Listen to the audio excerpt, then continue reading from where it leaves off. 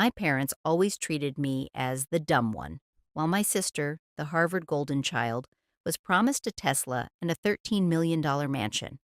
At her graduation, as I sat unnoticed in the back, a stranger handed me an envelope and whispered, "Now's the time to show them who you really are." My name is Isabella Vance, and for 20 years, the only thing my family ever gave me freely was a nickname, the slow one. They didn't whisper it. They didn't even have the decency to be ashamed of it. It lived in the air of every dinner, every holiday gathering, every quiet Sunday morning where my sister Clara floated down the stairs in her perfectly pressed clothes, and my father looked up from his newspaper with the kind of warmth that I used to think was reserved for everyone until I understood it was reserved for her. If you've ever sat at a table full of people who share your blood and felt completely invisible, then you already know the particular texture of what I'm describing. It doesn't feel like hatred. Hatred would almost be easier. It feels like being a piece of furniture, present, functional in some minor, unremarkable way, but not seen, never quite seen. My father's name is Edward Vance. He ran Vance Holdings, a Manhattan real estate empire that his own mother, my grandmother Vivian, built from a single Brooklyn office in 1965 with $40,000, a legal pad, and a refusal to be told no. By 2024, the company was worth $92 million. It owned commercial properties in 4 boroughs, 2 mixed-use developments in New Jersey, and a portfolio of legacy residential buildings that old money families had trusted Vivian to manage since before my father had learned to tie his shoes. My grandmother built that with her hands, with her instincts, with her particular genius for reading a room and a contract and a person all at once. My father inherited it. And then, for 30 years, he ran it like it had always been his idea. I was diagnosed with dyslexia at 7 years old. I remember the appointment vaguely. A kind woman with a soft voice and a cluttered desk who told my parents that I wasn't slow, that my brain processed language differently, that with the right support I could do anything. I remember watching my mother's face during that explanation. The way it went carefully, deliberately blank. The way she nodded like she was accepting a diagnosis of something shameful. The support never came. Clara received violin lessons at Juilliard's pre-college program. She received French immersion tutoring twice a week, a dedicated academic coach, and $400 an hour SAT preparation that started when she was 14. She received a car on her 16th birthday and a trip to Paris on her 17th. She received my parents' full, radiant, unambiguous attention in a way that I watched with the focused curiosity of someone trying to understand a language they were never taught. When I asked once, just once in my mother's kitchen when I was 9 years old, for a reading tutor, my mother put down her coffee cup with a small, precise movement and looked at me with an expression I have since learned to recognize as performative sympathy, the kind of sympathy that doesn't actually cost anything. "Some children," she said, "just aren't academic, Isabella." And that was the end of that. I want you to understand something before I go further. I'm not telling you this story to make you feel sorry for me. I am past the point where your pity would do anything useful. I am telling you this story because the truth of it matters. Because what happened inside those walls, at those dinner tables, in those boardrooms, is not just my story. It's a story about what happens when a family mistakes convenience for love and then discovers, far too late, in the most public way possible, that they were wrong about which daughter was paying attention.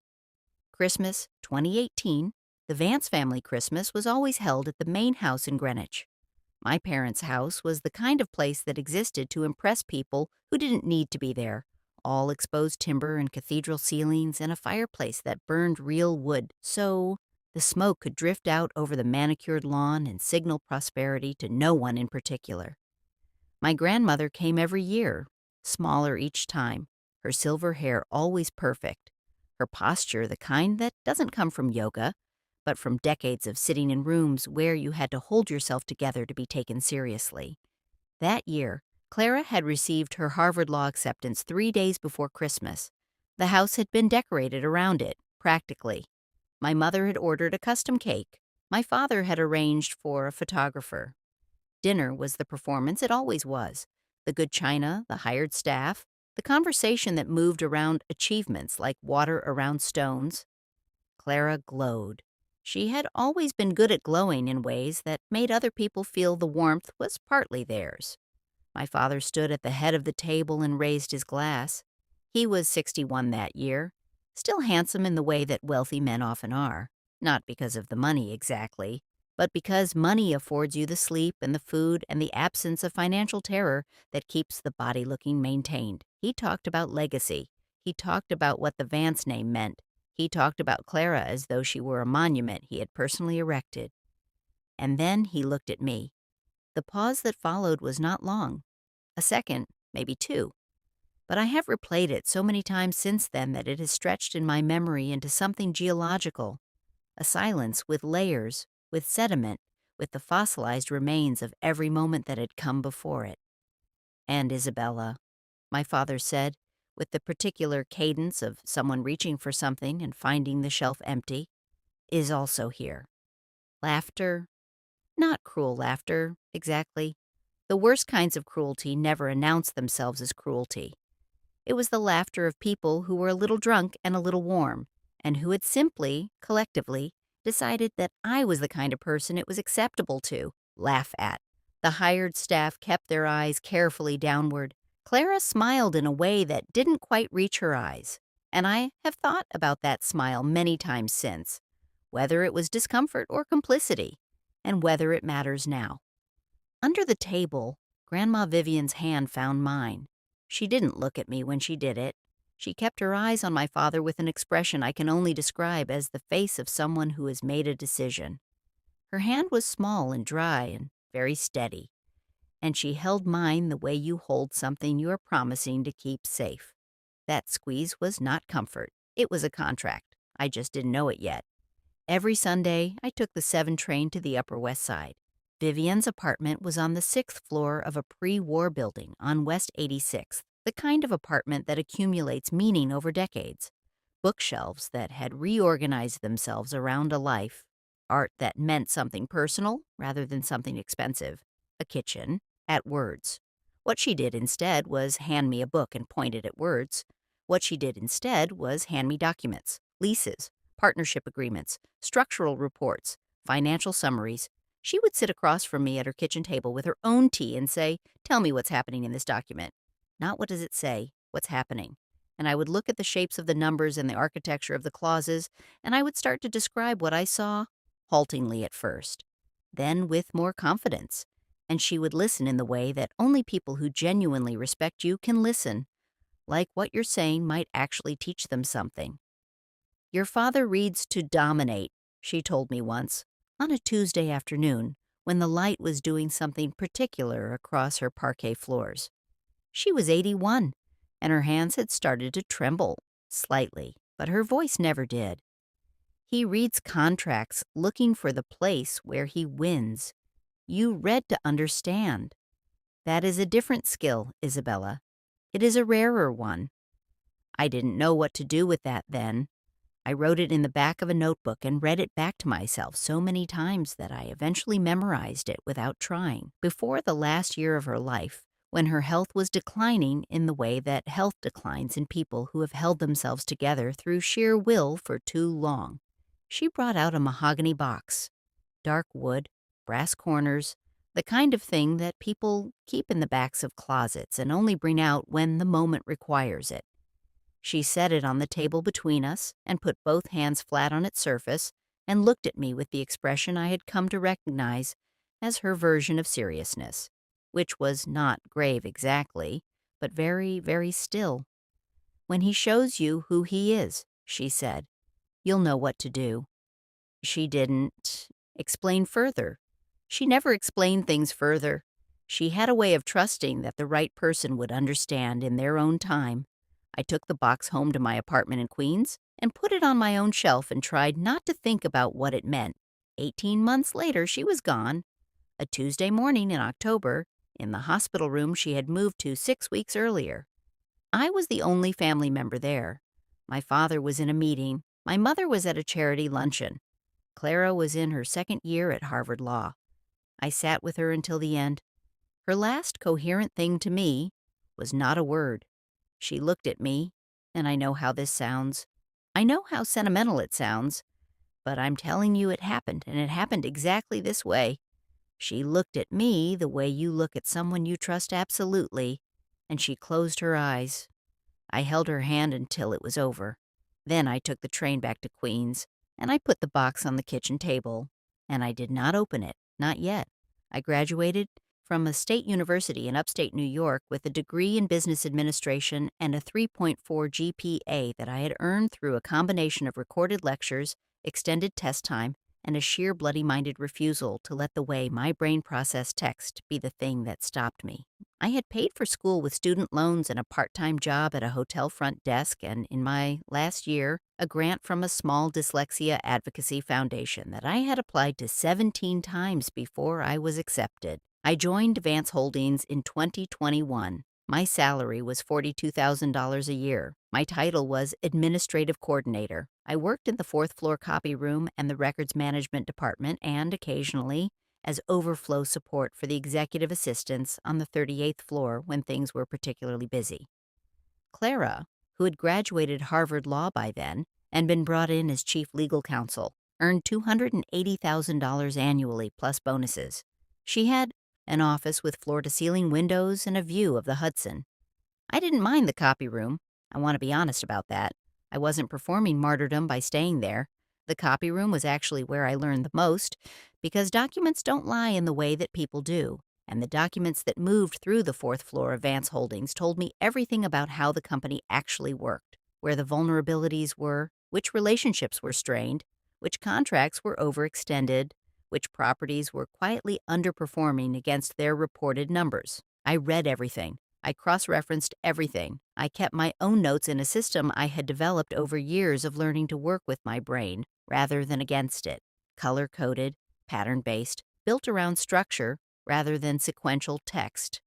Nobody paid attention to the woman in the copy room, which meant nobody knew what the woman in the copy room was slowly, quietly, completely understanding. April 2024.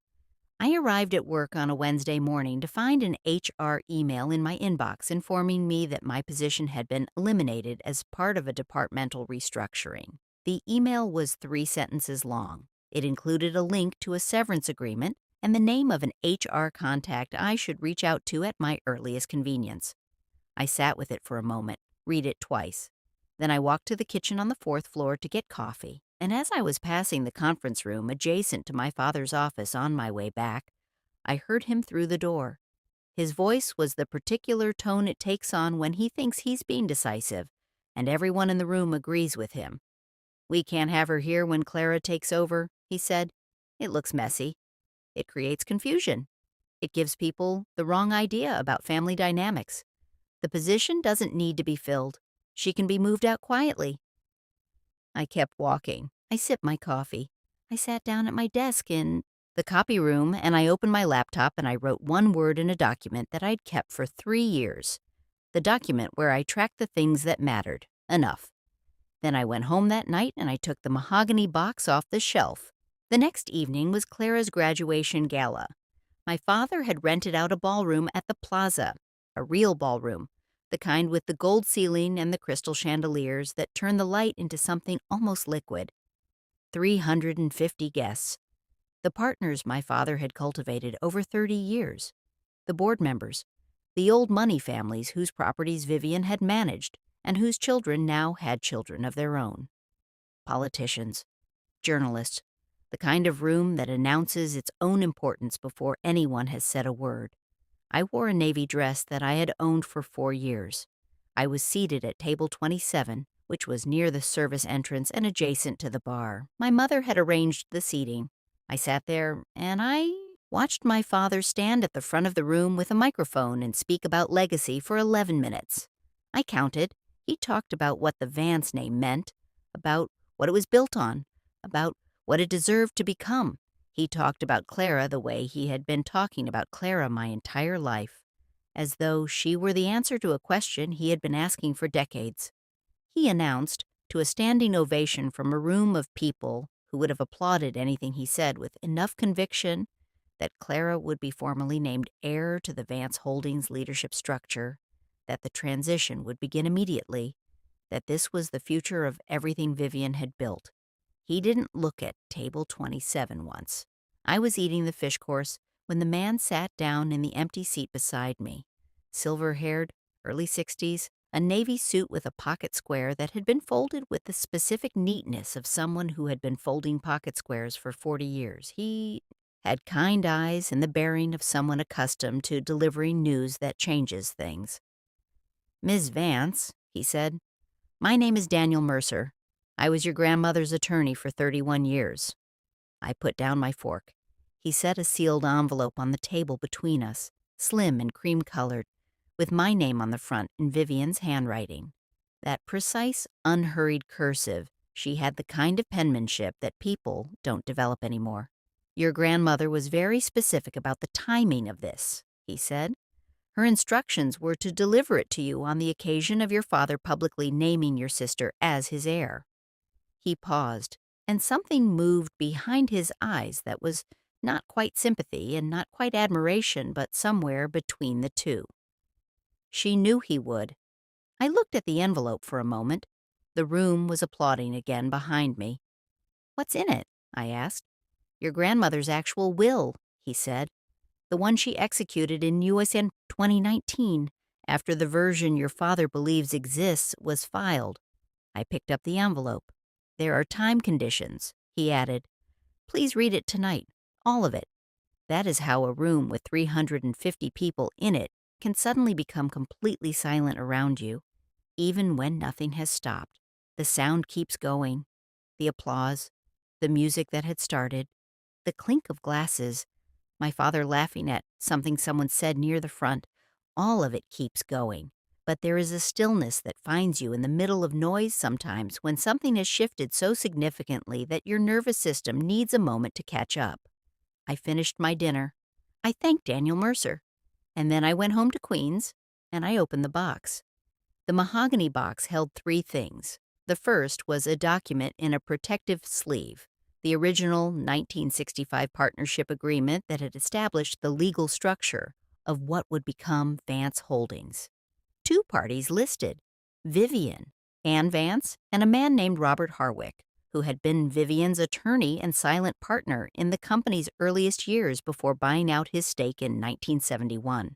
The document was handwritten in parts, typed in others, and annotated in Vivian's handwriting in the margins, with notes that were equal parts legal observation and personal philosophy. She had been 28 years old when she signed it. The signature was the same as the one on the outside of my envelope. The second was a letter.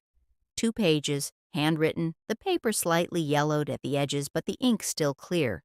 It began, "Isabella, not darling, not sweetheart, just my name, direct and deliberate, the way she always was." The third was a USB drive. I read the letter first. She told me everything.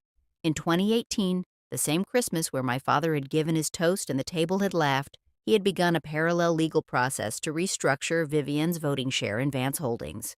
Her ownership had always remained majority, 51%, but the specifics of how that stake functioned in terms of active board authority had been deliberately structured to diminish her influence over the years without technically removing her from the documents. He had done it incrementally, the way you do things when you know someone is watching, and you need to be patient about it. By 2018, he had succeeded enough that her effective control was significantly reduced from what the numbers suggested on paper. She had known the whole time. What she had also done was protect herself. In 2019, with Daniel Mercer and 2 additional attorneys, she had selected precisely because they had no relationship to my father or to Vance Holdings. She had executed a new will. In it, she transferred her 51% controlling interest to me directly, not to the family trust, not to my father's management structure, not to a vehicle that could be quietly rerouted after the fact. To me. Isabella Vivian Vance, by name, explicitly, unambiguously. The letter explained the condition. The will would be delivered on the occasion of my father publicly naming Clara as his heir, and I would have 72 hours from that moment to formally assert my claim and call an emergency board meeting. If I did not act within 72 hours, the interest would transfer to a charitable trust she had established for arts education in Brooklyn. "I don't want to give this to someone who needs it," she had written in the letter. "I want to give it to someone who will know what to do with it. I believe that is you. I've believed it for 20 years. If I'm right, you will act. If you choose not to, the art children of Brooklyn will thank you, and that is also fine." That was Vivian. I opened the USB drive on my laptop. The audio file was 2 hours long. It had been recorded in the sitting room of her apartment on a Sunday afternoon in October 2018, 6 weeks before Christmas. The quality was very clear. She had a good microphone, or she had planned this in a way that accounted for audio quality, which was entirely consistent with how she operated. My father's voice on that recording. I won't transcribe all of it here. I'll tell you the shape of it. My father had come to see her that afternoon with his personal attorney and a document he wanted her to sign, a restructuring of the partnership agreement that would, he explained, modernize the governance structure for the next generation. He presented it as administrative maintenance. He was patient and pleasant and used the word legacy 4 times in the first 15 minutes. Vivian asked very specific questions. My father became less patient. By the second hour, in a moment when he believed they were alone, and the attorney had stepped out, she had arranged that, I realized listening to it, she had arranged that deliberately, my father said, with a particular weariness, of a man who had been performing patience for too long. "Mother, you need to understand that the company works in spite of your sentimentality, not because of it. You built something. That's done. What happens next is not about what you want anymore." There was a pause. "I see," Vivian said. That was all she said. That was enough. I sat at my kitchen table until 3 in the morning. I read the will. I read it twice. I read the conditions, the clauses, the specifics of how the controlling interest would transfer and through what legal mechanism and under what timeline. Then I called Daniel Mercer. She had included his cell number, personal, with a note that said he would answer. He answered on the second ring. We talked for 90 minutes. Then I made one more call. Eleanor Brooks was a woman in her late 60s who had been a board member at Vance Holdings for 14 years. She had come up through commercial real estate finance in the 1990s, when that was not an easy industry to come up through as a woman, and she had what I had always privately thought of as the specific quality of people who have survived difficult rooms. She wasted nothing, she performed nothing, and she listened in a way that made you feel like each word was being carefully cataloged for later use. I had spoken to Eleanor exactly 11 times over 3 years. Each time had been brief and professional and related to documents. She had never looked through me the way most people in that building did. But she had never particularly looked at me either. I was the woman from the copy room. That was the context. I called her at 11:45 at night. "Ms. Brooks," I said, "my name is Isabella Vance. My grandmother left me a will in 72 hours. I need your help." There was a pause. "I wondered," Eleanor said, "when this call was coming." She had known Vivian for decades. She had suspected something was in motion since 2019, she told me later, but she hadn't known the specifics, and she had understood that her role was to wait. She secured the 2 additional board signatures I needed within 36 hours, working her phone with the focused efficiency of someone who has been in enough rooms to know exactly who will do the right thing when it matters and who will wait to see which way the wind blows. The emergency board meeting was called for May 18, 2024, the 42nd floor, the room where my father had run every significant meeting for the last 20 years. I arrived 15 minutes early and sat at the far end of the table. My father arrived and looked at me with the expression people have when they see something where it shouldn't be, not alarmed yet, just recalibrating. Clara came in behind him. She was wearing a dark green jacket, and her hair was pulled back, and she looked, as she always had, exactly like the person everyone expected to be in charge of things. She glanced at me, and then away quickly, the way You look away from something that doesn't fit the picture you have of a room. Isabella.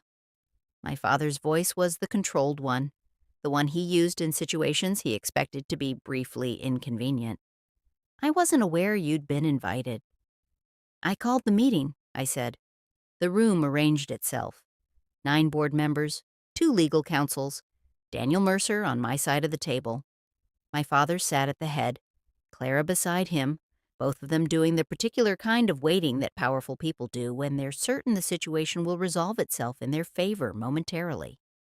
My father's in-house legal counsel began to speak, something about the nature of emergency meetings and procedural requirements, and Clara looked at a document in front of her and said something about the validity of whoever had submitted the meeting request, and her tone was the one she had always used with me, the tone that wasn't quite dismissive, but existed adjacent to it, that treated my presence as a kind of administrative confusion that would shortly be cleared up. Then she said it. I don't know if she planned it, or if it simply came out in the moment, but she looked at me across that table with everyone watching, and she said, "Isabella, sweetheart, there are processes here that require a certain level of legal comprehension. I understand that can be difficult." The room went quiet. Not silent, quiet. The specific quiet of people who are watching something carefully. I looked at her. I didn't look away. I kept my face completely, deliberately neutral. Not cold, not angry, just present, the way Vivian had taught me to be present in rooms where someone wanted to watch you flinch. "Thank you, Clara," I said. "Let's begin." Daniel Mercer presented the will. He had brought the original documentation, the authentication records, the filing confirmation from 2019, the chain of custody documentation that established every step of how this instrument had been created and maintained and legally protected for 5 years. He spoke for 22 minutes in the clear, unhurried tone of someone who has been doing this for a very long time and has no reason to rush. My father's face during those 22 minutes was something I will carry with me for a long time. Not because I wanted to see him hurt, I want to be precise about that, because the distinction matters, but because it was the first time in my memory that he was in a room where the facts were arranged in a formation he hadn't built, and he had to look at them without being able to reframe them. His legal counsel asked questions. Good ones, actually. Clara asked questions. They found the edges of the document and pressed them, which was exactly what they should have done, and exactly what Vivian had anticipated they would do, which is why the documentation was constructed the way it was. Layered, cross-referenced, every potential challenge, anticipated and addressed. Then I reached into my folder and I took out the printed transcript of the audio recording. In October 2018, I said, a meeting took place at my grandmother's apartment on West 86th Street. She recorded it. I set the transcript on the table and pushed it toward the center. This is a transcript of that recording. The audio is also available. It documents an attempt to obtain a signature on a governance restructuring document through a process that the recording makes clear was not fully disclosed to her. I paused. I'm not presenting this as the central matter before the board today. The will is the central matter. I'm presenting this because the board has the right to full context about what it's approving. I played 4 minutes of the audio. Just 4 minutes. The part where my father's patience had worn through and he had said what he actually meant. The room listened. The quality was clear, as I mentioned. His voice was unmistakable. Nobody moved.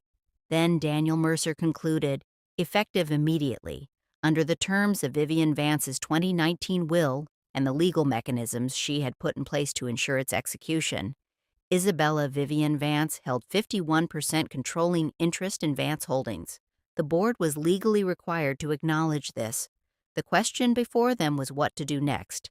I spoke then, directly, briefly, in the way I had practiced, not because I needed the words, but because I wanted to be sure I said exactly what I meant, and not one syllable more. I want to be clear about what I'm here for, I said. I'm not here to undo this company. This company was built by someone I loved, and I intend to honor it. I'm here because governance matters, and because my grandmother believed that the right stewardship of this company required someone who understood what it was actually built on. I looked at my father. I'm proposing a formal vote of confidence in the current executive leadership structure. The board can make its own decision." My father was very still. He was not a man who had been in many rooms he didn't control, and I watched him in that moment locate the posture he uses when he is performing composure. And I recognized it because I had watched him perform it my entire life from the other side of it. The vote was called. 7 no confidence votes, 2 abstentions. My father resigned by end of business. He asked to speak with me before he left. We stood in the hallway outside the boardroom, just the two of us, the floor emptying around us as people gathered their things and moved toward the elevators with the particular efficiency of people processing a lot of information at once. He was still in his suit jacket. He stood very straight. He looked at me for a long moment. Not through me, at me. It was, as far as I can remember, the first time in my life that my father actually looked at me, not around me, not past me, not at the general space I occupied, at me, specifically. The way you look at someone when you are finally, against your will, being made to see them. He didn't say I'm sorry.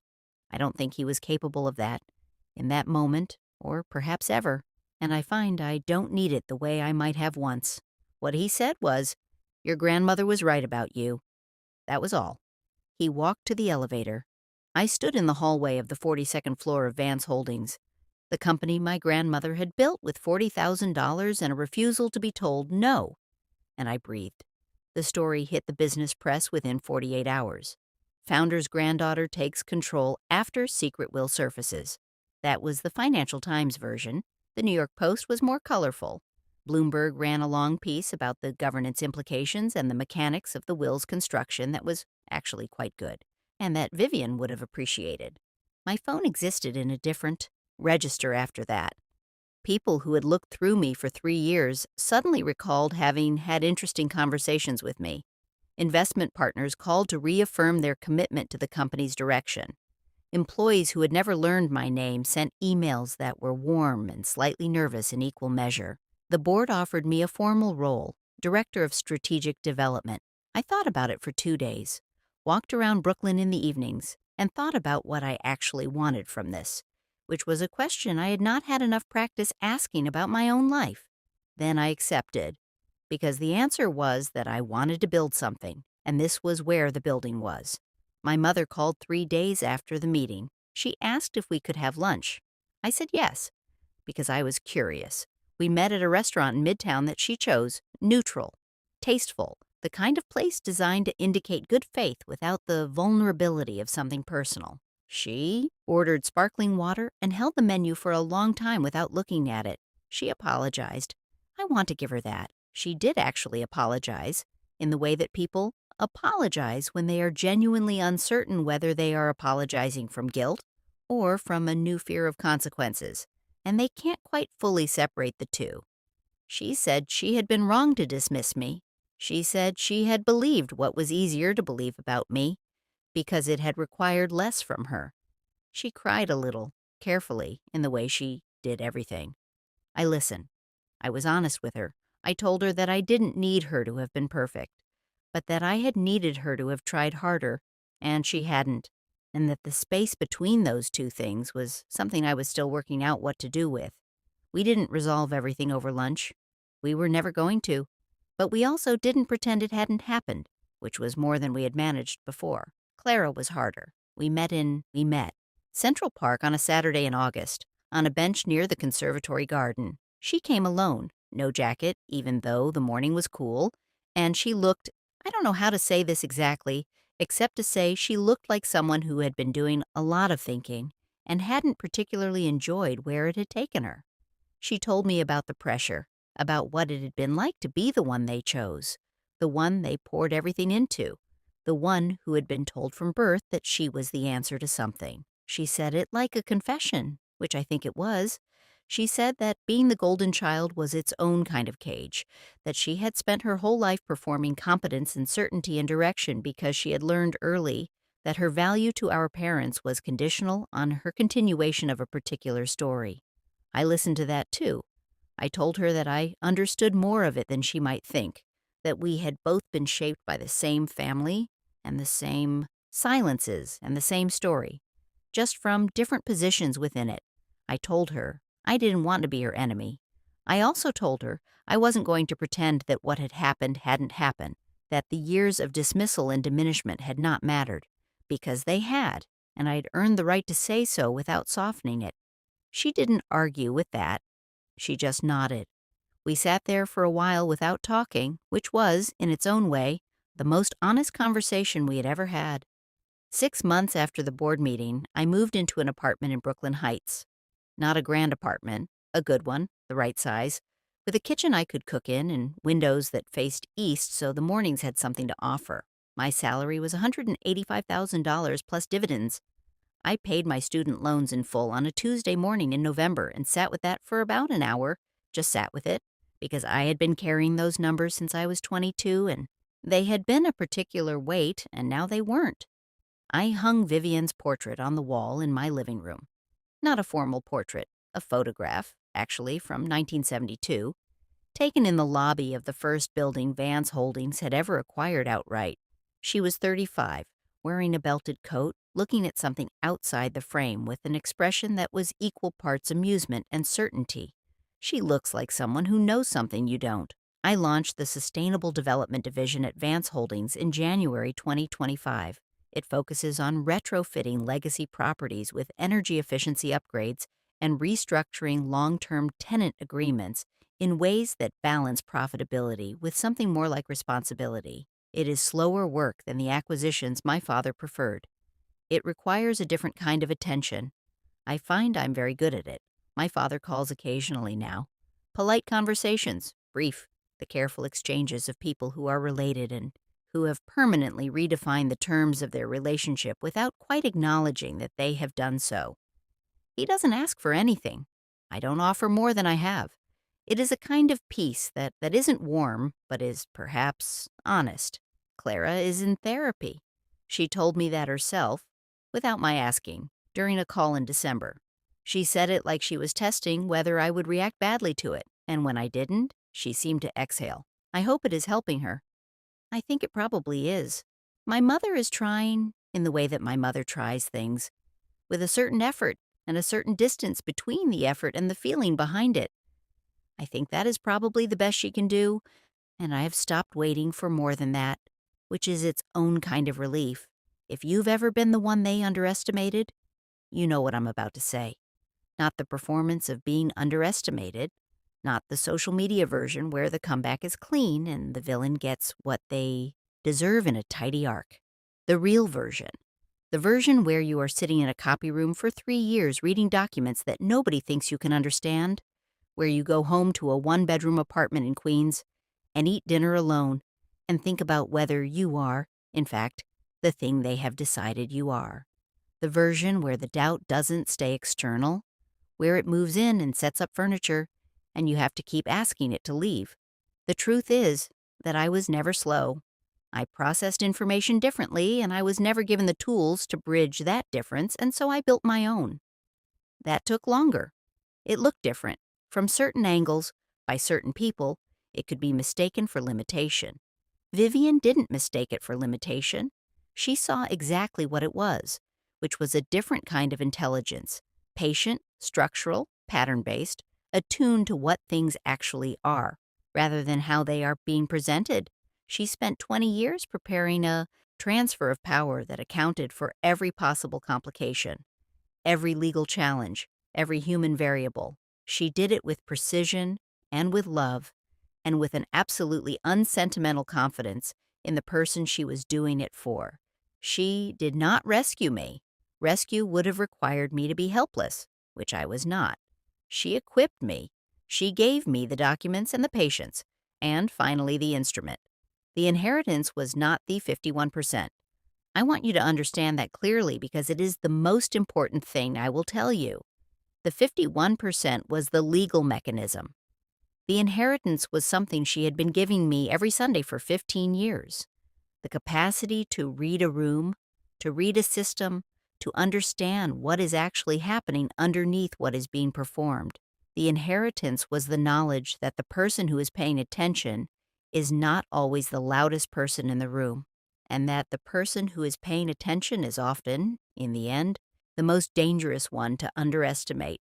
My grandmother built a company out of a single Brooklyn office and $40,000 and a refusal to be told what she was and wasn't capable of. She passed it to me, not because I had earned it through suffering. Suffering is not a credential, but because she believed I understood it, what it was made of, what it deserved to become. I think about her most mornings when the light is doing something particular through the east windows of my apartment in Brooklyn, the borough where she started everything. I make cardamom tea the way she taught me to make it. I sit with my notes and my patterns and my particular way of seeing things, and I think about what she said to me once about reading to understand instead of reading to dominate. That is the only inheritance that matters. The slow one was never slow. I was simply the only one paying attention.